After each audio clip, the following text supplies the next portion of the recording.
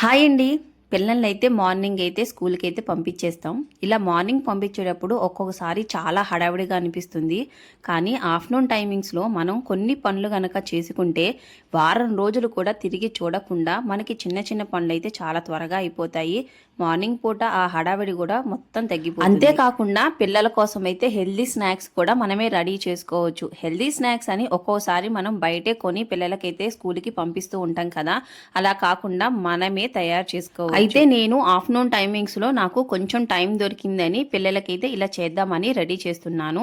అయితే ముందుగా బాణీ పెట్టి అందులో అయితే శనగగుళ్ళు అయితే వేసుకుంటున్నాను. అయితే కేజీ ప్యాకెట్లో ఒక సగం మాత్రమే వేయించుకుంటున్నాను, మొత్తం వేయించుకోవట్లేదు. అయితే ఈ సగం ప్యాకెట్ కూడా నేను తర్వాత ఏం చేస్తాను అనేది మీకు చూపిస్తాను. ఎందుకంటే ఒకేసారి వేయిస్తే కనుక ఒక్కొక్కసారి లోపల కొంచెం పచ్చిదనం ఉండే అవకాశం ఉంటుంది కాబట్టి నేను ఫస్ట్ అయితే ఈ సగం ప్యాకెట్ మాత్రం వేయించుకుంటున్నాను. తర్వాత నేను ఇంకొక బాండి పెట్టి అందులో కూడా మనం లవంగాలు, దాల్చిన చెక్క కొంచెం లైట్గా వేయించుకున్న తర్వాత ధనియాలు కూడా నేను సగం ప్యాకెట్ మాత్రమే వేస్తున్నాను. ఎందుకంటే నేను 2 రకాలుగా దీన్ని తయారు చేసుకుందామని చెప్పి ఇలా చేస్తున్నాను. మీకైతే ఇప్పటికే అర్థమైపోయి ఉంటుంది కదా. ఫస్ట్ సారి అయితే నేను వేయించుకున్నవి లవంగా, దాల్చిన చెక్క, ధనియాలు కలిపి వేయించుకున్నది గరం మసాలా అయితే చేస్తున్నాను. అయితే ఇవన్నీ చల్లారిన తర్వాత మనం పొడి కొట్టుకోవాలి కాబట్టి ఒక పళ్ళెంలో అయితే వేసుకొని ఆరబెట్టుకుంటున్నాను. తర్వాత సగం ప్యాకెట్ ధనియాల ప్యాకెట్ను కూడా కొంచెం లైట్గా దోరగా అయితే వేయించుకుంటున్నాను. అది ఎందుకు అంటే ధనియాల పొడి చేసుకోవడానికి అయితే బాగుంటుంది కదా, అందుకని లైట్గా అయితే దోరగా వేయించుకుంటున్నాను. అందుకే సపరేట్గా అయితే వేయించుకున్నాను. ఇంకా శనగగుళ్ళు కూడా బాగా వేగిన తర్వాత వాటిని కూడా ఒక పళ్ళెంలో అయితే ఆరపోసుకున్నాను. అదే బాణీలో మళ్ళీ నేను నువ్వులు ఉంటుంది కదా, తెల్ల నువ్వులు, అవి పోసుకొని లైట్గా అయితే దోరగా వేయించుకుంటున్నాను. ఈ తెల్ల నువ్వుల్ని వేయించుకునేటప్పుడు ఒకటి గమనించుకోవాలి, ఈ నువ్వులు అయితే తొందరగా వేగిపోతాయి. మనం అదే పనిగా వేగుతుంటాయిలే అని అలాగే తిప్పుతూ ఉంటే కనుక అవి మాడిపోయే అవకాశం ఉంటుంది. తర్వాత స్నాక్స్ అనేవి పిల్లలకి అస్సలు బాగోవు, వాళ్ళు ఇష్టపడి తినరనమాట. నేనైతే ఇంట్లో నెయ్యి ఉంటుంది కదా, ఆ నెయ్యిని అయితే కాచుకుంటున్నాను. నేను మార్నింగ్ తీసాను ఇదంతా కూడా. తర్వాత ఈ చల్లారిపోయిందంతా కూడా నేను స్నాక్స్ అయితే రెడీ చేస్తున్నాను. ముందుగా అయితే ఈ నువ్వులు వేయించుకొని చల్లారి పెట్టుకున్నాను కదా, వాటిని అయితే ఈ మిక్సీ జార్లో వేసుకొని కొంచెం మెత్తని పేస్ట్ లాగా చేసుకుంటున్నాను. కొంచెం బరక ఉన్న టైంలోనే నేను కొంచెం బెల్లాన్ని కూడా వేసుకొని ఆ రెండింటిని కలిపి గ్రైండ్ చేసుకుంటున్నాను. ఎందుకంటే ఉండ అనేది బాగా కరెక్ట్గా వస్తుంది. ఈ నువ్వుల ఉండ అనేది పిల్లలకి చాలా మంచిది, మనకి బోన్ స్ట్రెంగ్త్ కూడా బాగుంటుంది, కాల్షియం పడుతుంది అనమాట. అందుకని ఈ నువ్వుల ఉండనైతే తయారు చేస్తున్నాను. ఈ పనిని చేస్తూనే నేను నెయ్యి కాగుతుందో లేదో చూసుకుంటూ ఉన్నాను మధ్య మధ్యలో. ఎందుకంటే నెయ్యి మళ్ళీ త్వరగా కాగిపోయింది అనుకోండి కిందంతా నల్లగా మాడిపోతుంది, నెయ్యి అయితే స్మెల్ కూడా రాదనమాట.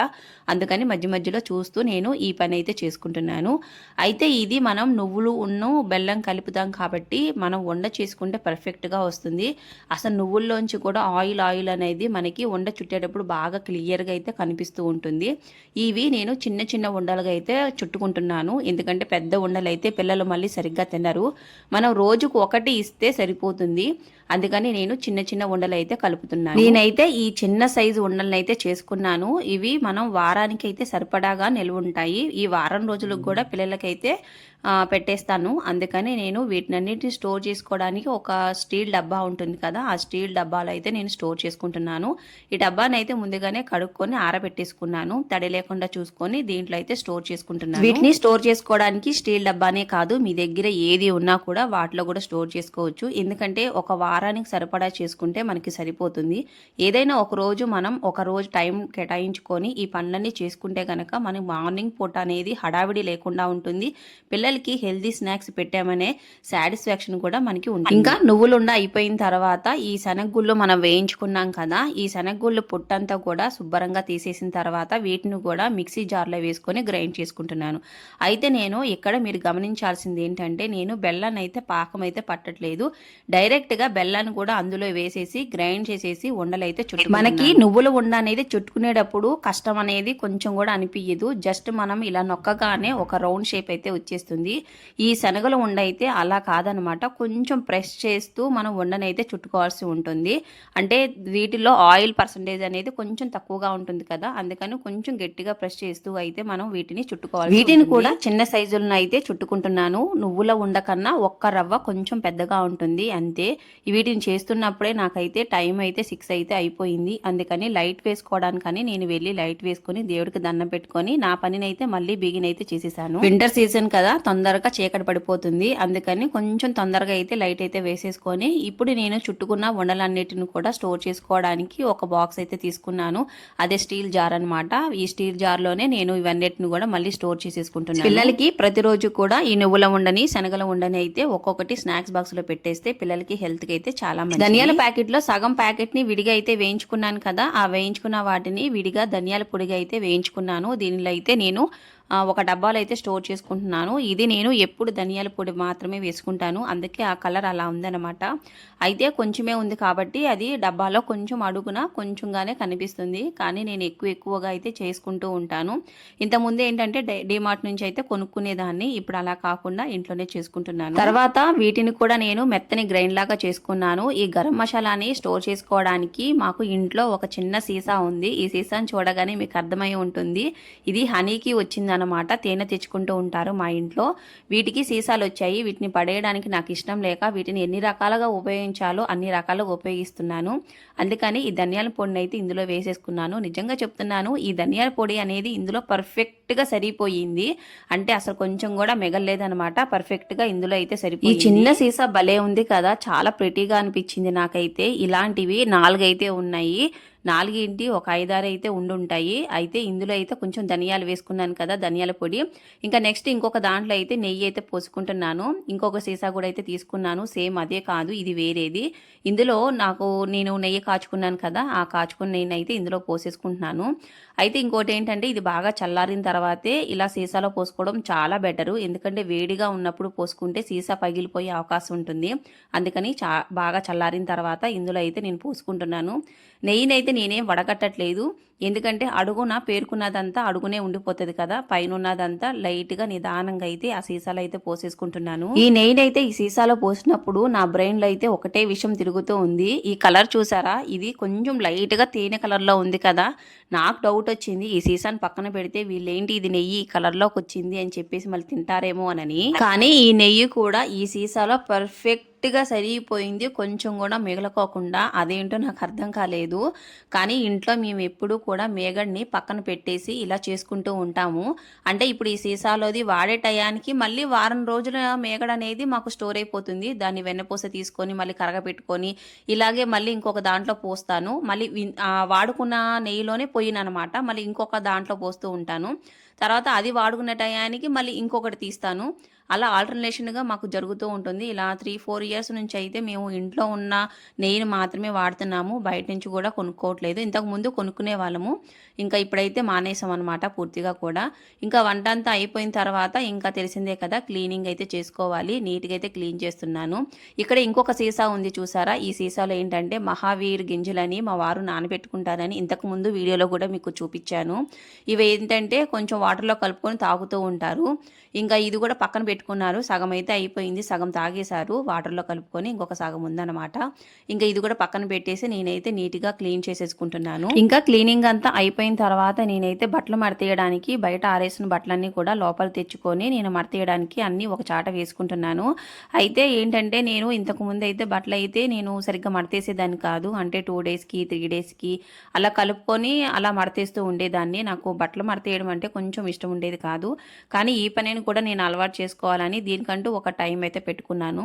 ప్రతిరోజు కూడా మా పాపకి హోంవర్క్ రాయిస్తూ నేను బట్టలు అయితే దగ్గర పెట్టుకొని మడతేసుకుంటూ ఉంటాను. కానీ ఈ రోజు అయితే పిల్లల కోసమని ఇలా రెడీ చేసుకుంటున్నాను కదా, అందుకని కొంచెం లేట్ అయితే అయ్యింది. అందుకని బట్టలన్నీ కూడా ఒక దగ్గర వేసుకొని బట్టలు అయితే మడతేసుకుంటాను. కొన్ని పనులు అయితే మనం ఎప్పుడైనా బద్దగిస్తూ ఉంటాం కదా, కొన్ని పనులు చేయడానికి కొంతమందికి కొన్ని ఇష్టం ఉండదు. అంటే నాకు బట్టలు మడతేయడం ఇష్టం ఉండదు, కొంతమందికి గిన్నెలు తోమడం ఇష్టం ఉండదు. అలా కొంతమందికి కొన్ని అలవాట్లు అనేది ఒకసారి బద్దగిస్తూ ఉంటాము. అలా కాకుండా దానికంటూ ఒక టైం అనేది కేటాయించండి. ఈ టైంకి ఈ పని చేసుకోవాలి అని ఒక టైం అయితే పెట్టేసుకుంటే కనుక నిజంగా చెప్తున్నాను, మనం ఆ పనులు చేసుకోవడానికి ఆ టైం అవగానే ఆ పని దగ్గరికి వెళ్ళిపోయి చేస్తూ ఉంటాము. అందుకని నేను దీనికి ఒక టైం అంటూ పెట్టుకున్నాను అనమాట. అందుకని నేను బట్టలు మడతేయడం అనేది ఈ మధ్య అయితే బాగా అలవాటు. ఇంకా నేను బట్టలు మడతేసేటప్పుడు మా చిన్న పాప అయితే టీవీ చూస్తూ నాతో ముచ్చట్లు పెడుతూ ఉంటది. ఇంకా ఏదో ఒక విషయం గురించి మాట్లాడుతూనే ఉంటది కంటిన్యూగా, ఏ విషయాన్ని కూడా వదలదు.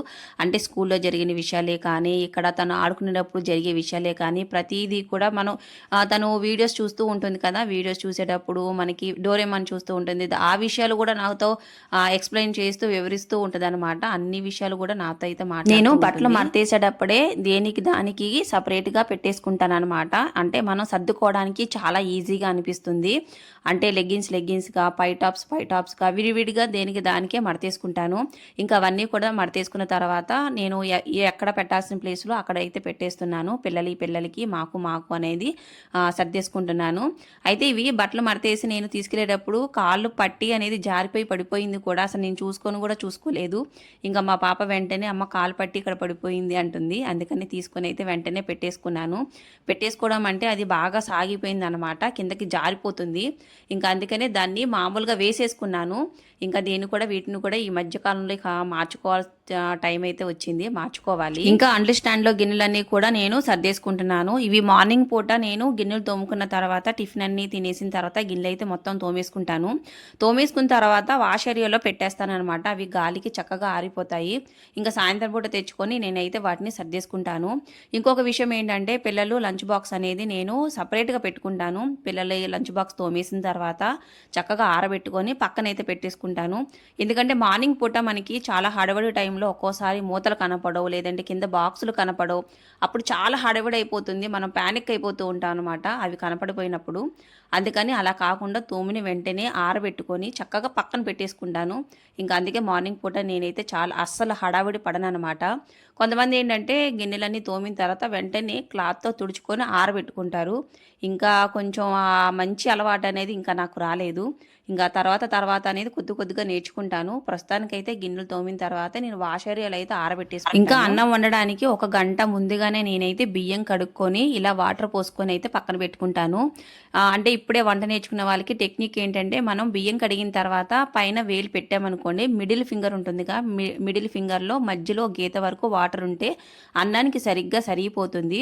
నేను ఎలాగో అన్నం అయితే వాచను అనమాట, ఎగరబెట్టుకుంటాను. అందుకని ఆ మిడిల్ ఫింగర్లో ఆ గీత వరకు పెట్టుకుంటే కరెక్ట్గా సరిపోతుంది. ఇంకా మనం వాచాల్సిన అవసరం కూడా ఏది ఉండదు. వాచాలి అనుకుంటే కొంచెం ఇంకెక్కువ పోసుకోవాలి. ఇంకా బియ్యం కడిగి పక్కన పెట్టేసుకున్న తర్వాత నేనైతే ఇంట్లో కొంచెం ఇడ్లీ పిండి ఉంది. ఆ ఇడ్లీ పిండిని ఏంటంటే అందులో కొంచెం మైదా పిండి, కొంచెం బొంబాయి రవ్వ కలుపుకొని మార్నింగ్కి పునుగులు వేసుకోవడానికైతే రెడీ చేసుకుంటున్నాను. పిల్లలకైతే పునుగులు అంటే చాలా ఇష్టంగా ఉంటారు కదా, అందుకని ఇంకా 2 డేస్ అయ్యింది ఇడ్లీ వేసి. ఇంకా ఆ పిండిని మళ్ళీ ఇడ్లీ వేయడానికి కూడా అటు ఇటు కాకుండా అవుతుంది. అందుకని ఇలా రెడీ చేసుకున్నాను అనుకోండి, సాయంత్రం పూటే పొద్దున్నే లెగ్గానే పిండి వెంటనే ఫ్రిడ్జ్లోంచి తీసి పునుగులు ఈజీగా వేసేసుకోవచ్చు. నేను ఇంతకుముందు వీడియోలో కూడా చెప్పాను కదా, ఇలా పాలు అనేది మార్నింగ్ వచ్చిన తర్వాత సాయంత్రం అయితే వీటిని కాచుకుంటూ ఉంటాను అనమాట. అందుకని పాల డబ్బా అయితే పక్కన పెట్టుకొని ఇప్పుడు మనం గిన్నె ఉంటుంది కదా, గిన్నె అనేది కొంచెం తొరుపుకున్న తర్వాత ఈ పాలు అయితే కాస్తాను. ఎందుకంటే అడుగు అనేది అంటుకోకుండా, పాలు బాగా మేగడగా అంటే ఎక్కువగా మేగడగా ఫ్యాట్ అనేది ఎక్కువగా ఉన్నప్పుడు ఏంటంటే తొందరగా కింద అడుగంటేస్తూ ఉంటుంది. అందుకని కొంచెం వాటర్ అనేది పోసుకొని తొరుపుకున్న తర్వాత గిన్నెని అందులో పాలు పోసుకొని కాస్తే కనుక అస్సలు అడుగంటదనమాట. ఇంకా నేనైతే ఇవన్నీ అయిన తర్వాత గిన్నెలు అయితే తోముకుంటున్నాను. ఇవాళ తోముకునేటప్పుడు మా వారైతే మా పెద్ద పాప బాక్సులు అయితే తీసుకొచ్చి అక్కడ పెడుతున్నారనమాట.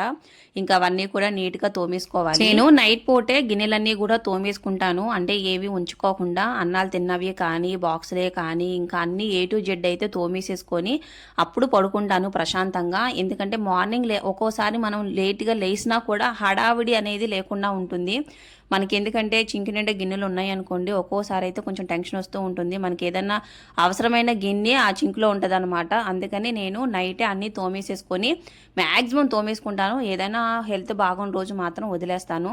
మిగతా అన్ని రోజులు కూడా సాయంత్రం పూట అన్ని గిన్నెలు తోమేసుకొని నేను డస్ట్బిన్ కూడా మనం బయట పెట్టేసేసుకొని పడుకుంటాను. ఇంకొక విషయం ఏంటంటే నేను ఇలా గిన్నెలు తోముకునేటప్పుడే ఓ పక్కనైతే పొయ్యి మీద అయితే పాలైతే పెట్టేసుకున్నాను. అవి కాగుతూ ఉన్నాయి. ఎందుకంటే కొన్నిసార్లు మనం పాలు పెట్టేసి ఏదో పని మీద కొంచెం తల తిప్పినప్పుడే ఆ పాలు పొంగిపోయి పొయ్యి నిండా పడిపోతూ ఉంటాయి. మనకి డబల్ పని అనమాట. అందుకని అలా కాకుండా నేను ఇలా పొయ్యి మీద పెట్టుకొని అవి అలా కాగుతున్నప్పుడే నేను పక్కన గిన్నెలు తోముకుంటూ చూసుకుంటూ ఉంటాను. ఇంకా పాలు కాగిన తర్వాత వాటిని అయితే పక్కన పెట్టేసుకొని నేను బియ్యం అయితే కడిగాను కదా, అవి కూడా ఇంకా గిన్నెలన్నీ తోమేసుకున్న తర్వాత ఆ గిన్నెల స్టాండ్ మొత్తం కూడా బయటికి తీసుకెళ్లి వాషరేలో పెట్టేసుకుంటాను. ఇంకా అవి తెల్లారి మార్నింగే తెచ్చుకొని సర్దుకుంటాను అనమాట. ఇంకా ఇదంతా అయిపోయిన తర్వాత అన్నం కూడా ఉడికిపోయిన తర్వాత పిల్లలకి అన్నం పెట్టే టయానికి ఆమ్లెట్ కావాలని చెప్పి అడిగారు. అందుకని పిల్లల కోసం అయితే ఆమ్లెట్ వేస్తున్నాను. ఈ ఆమ్లెట్ ఎందుకు చూపించానంటే ఇందులో ఒక చిన్న టెక్నిక్ అయితే మీకు చెప్తాను. ఏంటంటే మనం ఆమ్లెట్ వేస్తూ ఉంటారు కదా, పఫీగా టేస్ట్గా రావాలంటే కొంచెం పాలైతే పోయండి. నిజంగా చెప్తున్నాను, కొంచెం పాలు పోసి కనుక మీరు ఆమ్లెట్ వేయండి, చాలా బాగుంటుంది. ఎందుకంటే మనం పాలు పోసి ఆమ్లెట్ వేసినప్పుడు కొంచెం రెడ్డిష్ కలర్ అనేది ఎక్కువ, బ్రౌన్ షేడ్ అనేది ఎక్కువగా కనపడుతుంది. అంటే మనం సడన్గా చూడగానే మాడిపోయిందేమో ఆమ్లెట్ అని అనిపిస్తుంది, కానీ కాదు. కానీ ఒక్క ఎగ్గుతోనే బాగా పఫీగా పెద్ద ఆమ్లెట్ వస్తుంది అనమాట. ఒకసారి ట్రై చేసి చూడండి. ఆమ్లెట్ అనేది వేసుకునేటప్పుడు కొంచెం నూనె కాదు, కొంచెం ఎక్కువ ఆయిల్ అయితే వేసుకోండి. అలా వేసుకొని ఆమ్లెట్ వేసుకుంటే నిజంగా చాలా బాగుంటుంది, చాలా టేస్టీగా ఉంటుంది. ఆమ్లెట్కి ఎప్పుడైనా సరే కొంచెం ఆయిల్ అనేది ఎక్కువగానే ఉండాలి. నేను ఆమ్లెట్ అనేది ప్లెయిన్ ఆమ్లెటే వేస్తాను, ఉల్లిపాయలు వేయకుండానే, మ్యాక్సిమం ఉల్లిపాయలు వేయకుండానే వేస్తాను. ఈ రోజు ఎందుకనో ఉల్లిపాయలతో వేయమని అడిగారనమాట. అందుకని ఒక 2 ఉల్లిపాయలు అయితే కట్ చేసుకొని నలుగురికి 4 ఆమ్లెట్ అయితే వేసి, ఈ ఆమ్లెట్ ని అయితే ఒక్కొక్కరు ఒక్కొక్క రకంగా ఇష్టపడతారు కదా. మా పెద్ద పాప అయితే తనకి పల్చగా పెద్దగా ఉండాలి ఆమ్లెట్, నాకైతే కొంచెం దగ్గరగా పఫీగా ఉండాలి ఆమ్లెట్. అలా అయితే నాకు తిన్నట్టు అనిపిస్తుంది. మీకు ఎలా ఇష్టమో కామెంట్ సెక్షన్ లో కామెంట్ చేయండి. ఈ ఆమ్లెట్ చూడగానే మీరేమనుకున్నారో చెప్పండి. ఇది మాడిపోయింది అనుకున్నారు కదా, అస్సలు కాదు. కరెక్ట్ గా చూడండి, అది బ్రౌన్ రెడ్డిష్ కలర్ ఎక్కువ అయిందనమాట. ఎందుకంటే మనం అందులో పాలు పోసాం కదా, అందుకని ఆ కలర్ అయితే వచ్చింది. తర్వాత దీన్ని అయితే నేను ప్లేట్లోకి తీసుకున్నాను, మీకు చూపిస్తాను చూడండి. అసలు ప్లేట్ నిండా సరిగిపోయింది, పెద్ద ఆమ్లెట్ వచ్చింది అనమాట. ఇలా కొంచెం మనం పాలు పోసుకుంటే చాలు. ఇలా చిన్న చిన్న టెక్నిక్స్ యూజ్ చేసుకున్నాం అనుకోండి, మనకి పిల్లలకు కూడా చాలా ఇష్టంగా తింటారనమాట ఆమ్లెట్ అనేది. ఇంకా తర్వాత నేను ఇందాక మీకు చెప్పాను కదా, నేను శనగగుళ్ళు ప్యాకెట్లో ఒక సగం ప్యాకెట్ని అయితే పక్కన పెట్టేశాను. ఆ సగం ప్యాకెట్ని అయితే ఇప్పుడు వేయించుకుంటున్నాను. ఎందుకు వేయించుకుంటున్నానో ఇప్పుడు మీకు చెప్తాను. మార్నింగ్ పూట టిఫిన్ వేసామంటే కంపల్సరీ అందులోకి అయితే చట్నీ కావాలి. ఆ చట్నీ చేయాలంటే మన పచ్చిమిర్చి వేయించి, ఇలాగే శనగగుళ్ళు వేయించి, అవి చల్లారేదాకా ఆగి అవి మిక్సీ పట్టడానికి మనకైతే టైం పట్టేస్తుంది. ఆ హడావిడి కూడా లేకుండా మనం శనగగుళ్ళని ఇలా దోరగా వేయించుకొని పక్కన పెట్టేసుకుంటే మనం చట్నీ చేసుకోవడానికి కూడా చాలా ఈజీగా అయితే ఉంటుంది. ఇంకా నేను మార్నింగ్ లేచిన తర్వాత మనం పిండి అయితే కలుపుకున్నాం కదా, రాత్రి పిండి. ఈ పిండిని అయితే ఒక్కసారి ఆ బబుల్స్ అనేవి లేకుండా దగ్గరగా ఉండేలాగా నేనైతే బాగా తిప్పుకుంటున్నాను. ఇంకా తర్వాత శనగగుళ్ళు కూడా వేయించుకున్న తర్వాత వాటిని కూడా కొంచెం చల్లారాలి కదా, అందుకని ఒక ప్లేట్లో అయితే పోసేసుకొని చల్లారనిస్తున్నాను. ఇవి వేయించుకొని ఇలా చల్లారిన తర్వాత మాత్రమే వీటిని ఒక కంటైనర్లో, ఏదైనా స్టోరేజ్ కంటైనర్లో మీరు వేసుకోవడం బెటర్ అనమాట. ఇంకా వీటిని పొట్టు తీయాల్సిన అవసరం కూడా లేదు, డైరెక్ట్గా ఇలాగే చట్నీ చేసుకుంటే చాలా బాగుంటుంది. లేదు మేము పొట్టు తీసేసుకుని చట్నీ చేసుకుంటామంటే ఎవరిష్టం వాళ్ళది. నేనైతే పొట్టు తీయను చట్నీకి అయితే, ఇది కూడా హెల్దీ అని అంటున్నారు కాబట్టి పొట్టు తీయకుండా నేను చట్నీ అయితే చేస్తాను. ఇంకా వీటిని అయితే నా దగ్గర చిన్న చిన్న కంటైనర్స్ చిన్నవి అయితే ఉన్నవి. ఇవి దీపావళికి మా వారికి గిఫ్ట్స్ ఇచ్చారనమాట. ఒక 4 సెట్లు వస్తాయి, 4 బాక్సులు వస్తాయి ఇలాంటివి.